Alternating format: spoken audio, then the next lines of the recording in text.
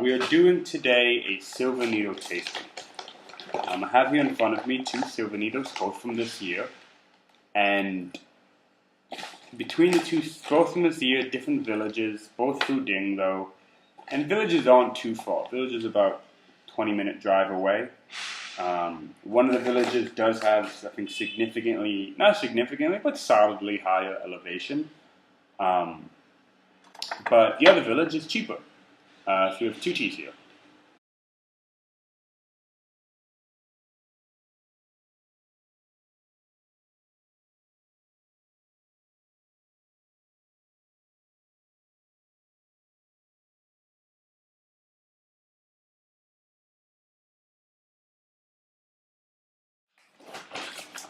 And so what I'm looking at for this one is because the 800 is still good, but I guess I'm looking for, is there something that the 800 has that the 1800 has that the 800 is lacking?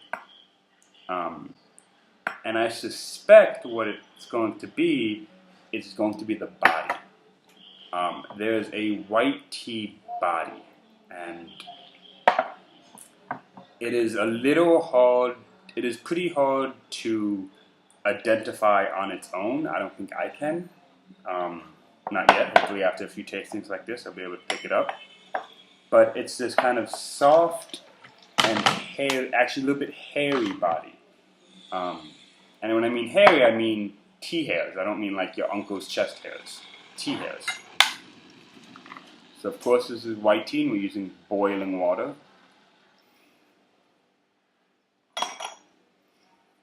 By the way, this one does smell more full. It does kind of have a chocolatey baked smell.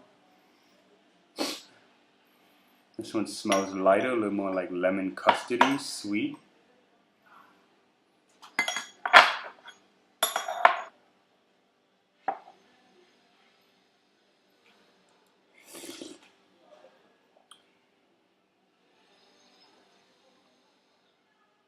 You can taste the hairs. The hairs do add a texture, a feeling to it.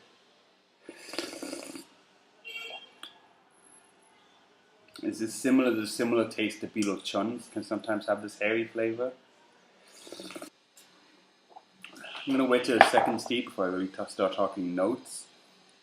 But right away, a little creamy, a little vanilla.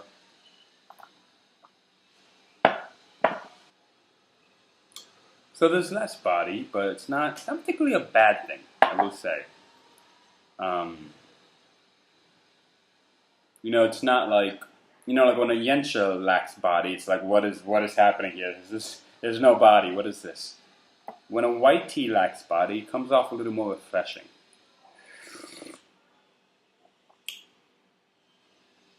And not to say this has no body, this is still a nice tea.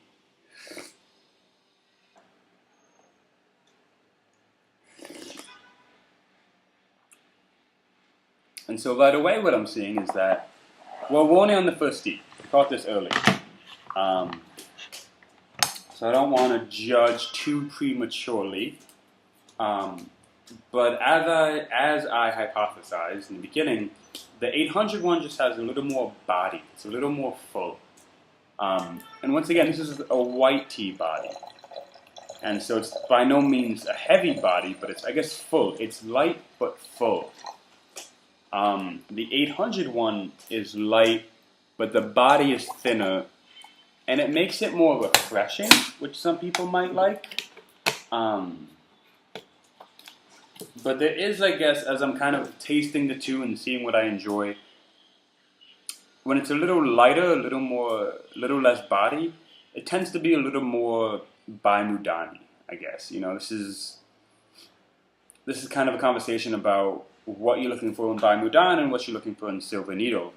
As I'm tasting the two, this one is a Silver Needle. It has the characteristic, has the body. This one kind of begins to feel like a Baimudan. But once again, it's just the first steep, so there's going to be a lot more tasting. I'm surprised by the amount of people who don't take free samples. I've tried to send a lot of people just free tea.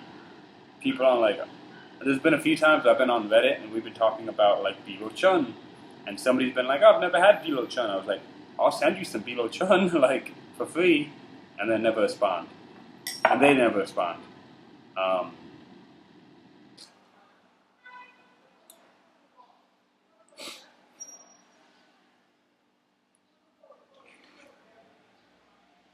so to be honest, it's good, but I'm not particularly impressed. I guess the 1800 one has the body, which is nice, but has no strong characteristics. You know, it's not like I taste it and I'm like, yeah, it tastes like white tea, but it's not hitting me with like nutty, floral, and this. It doesn't really have strong characteristics.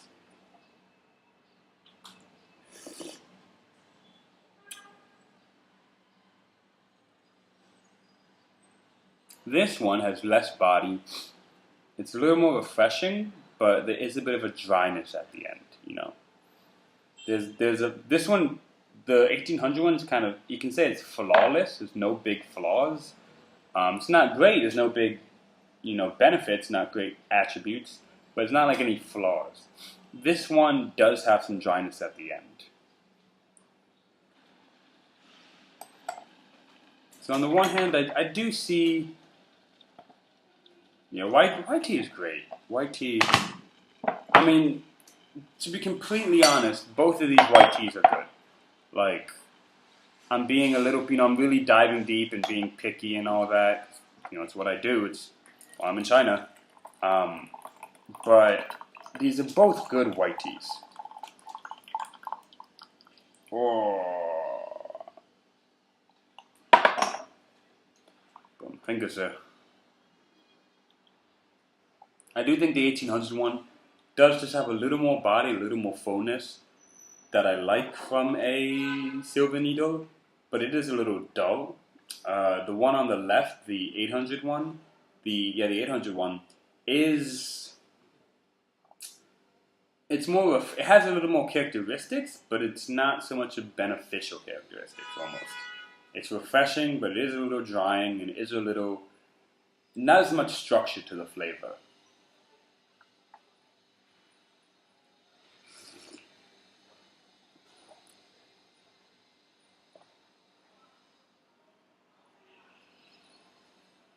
Yeah, the 1800 one's quite good.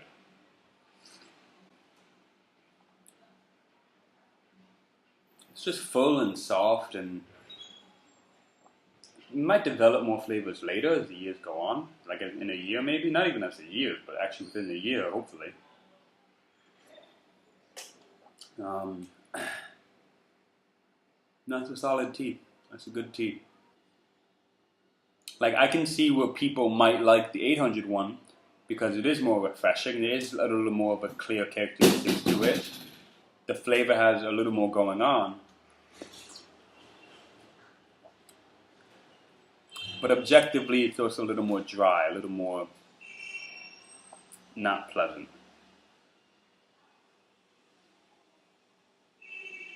I want to push it. I don't want to push it.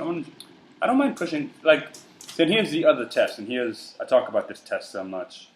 The kind of the more intuitive test of, do I want to drink it? You'll see me, there'll be times where I'll be tasting different teas, and there'll be one tea where I finish the cup, and there'll be other tea where I drink half the cup and dump the rest out. I'm like, yeah, okay.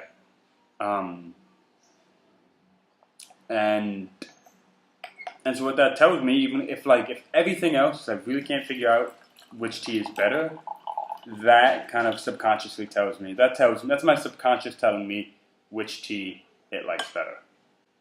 And so, like right now, for a second, I was like, let me do a big long steep and really draw out all the flavors, but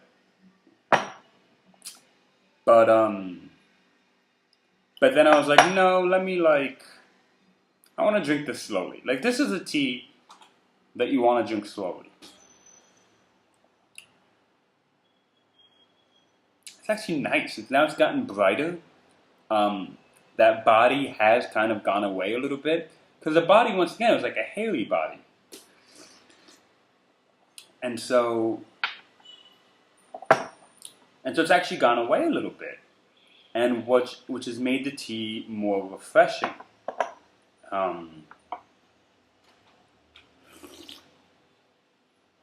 Which is really nice, kind of like very sunshiny, like a sunshine warmth. On cotton is always what comes to mind, but that was like the tea drunk description of it. But kind of, there's also like a lemon freshness to it. And once again, kind of going back to that, picking one tea or the other, if you've noticed, I've really only started drinking this tea, the 800 R&B one.